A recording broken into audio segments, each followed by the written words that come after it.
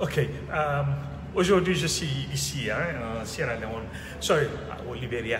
Je suis au Libéria, pas en Sierra Leone. Et je suis dans un hôtel qui s'appelle Murex Hotel. Et c'est là que je suis. Je suis en train de faire un travail sur des stratégies de développement communautaire. C'est un peu comme le PNDL chez nous. Je suis en train de travailler avec l'État du Libéria, avec les bailleurs de fonds, pour définir des stratégies, pour aider en fait le développement des communautés locales. Si c'était au Sénégal, on aurait parlé de départements administratifs ou bien de communes. Donc, qu'est-ce qu'on peut faire pour les autonomiser, pour qu'ils puissent utiliser les ressources existantes pour pouvoir se développer et de manière autonome, pour prendre en charge les services sociaux de base, l'éducation, la santé, etc. Mais je ne suis pas là pour parler de ça. Je suis là pour parler de ce que j'ai derrière moi ici, CSE. Et depuis plus de 10 ans, je viens ici, ou bien je pars en Sierra Leone, et j'ai beaucoup travaillé dans ces zones. Et chaque fois que je viens, chaque fois que j'arrive à l'aéroport, on me dit, oh, you're working for CSE. Ça veut dire que tu travailles pour la CSE. Parce que tout simplement, cette entreprise s'est bien implantée dans ces pays et a contribué à la construction de beaucoup de routes, beaucoup d'infrastructures routières dans ce pays.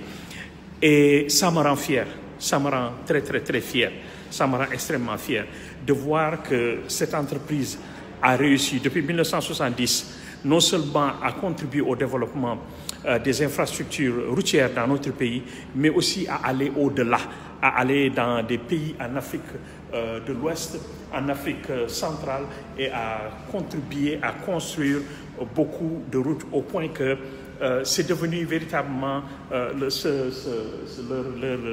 sigle est devenu véritablement, fait partie en fait des grandes entreprises aujourd'hui en Afrique qui sont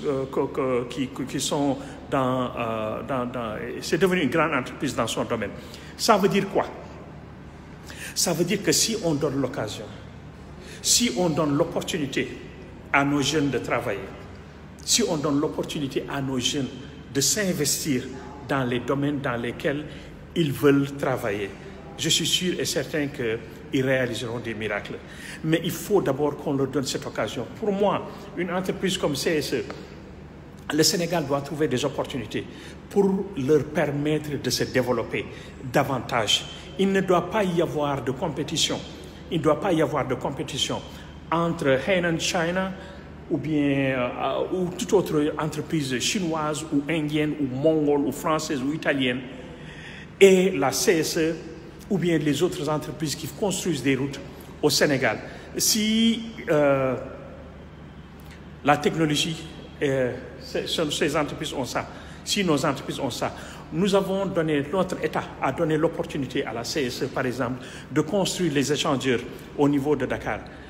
Moi, si vous me demandez, je vous dirais que le meilleur au Sénégal aujourd'hui, c'est l'échangeur Alioune Ardo Sow qui est à la Padoue. C'est excellent, c'est de bonne qualité, c'est fantastique, c'est très bien et c'est bien fait, c'est durable, c'est solide, c'est ce que nous attendions. Ils sont en train de construire d'autres.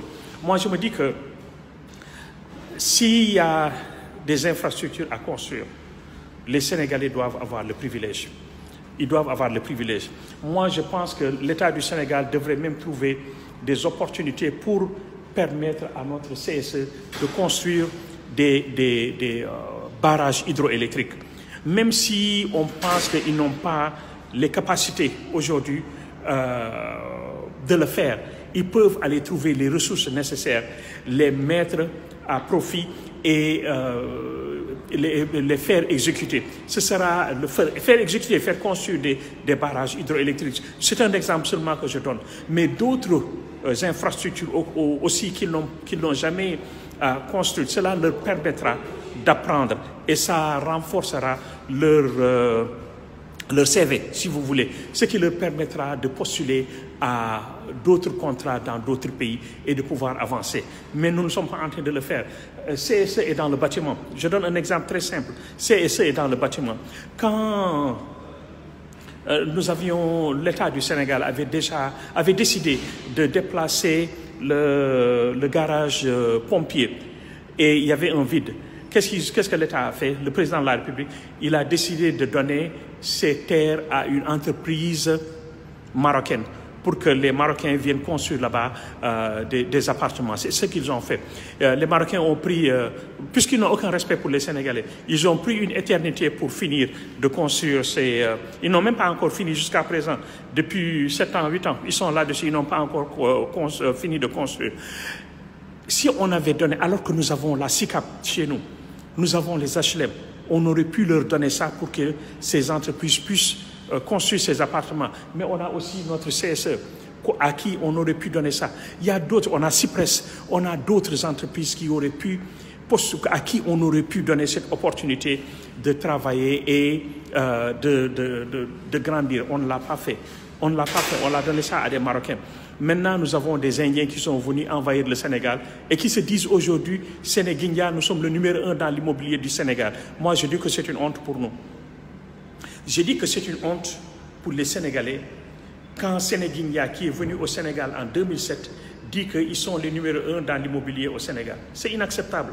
C'est absolument inacceptable. C'est tout à fait inacceptable.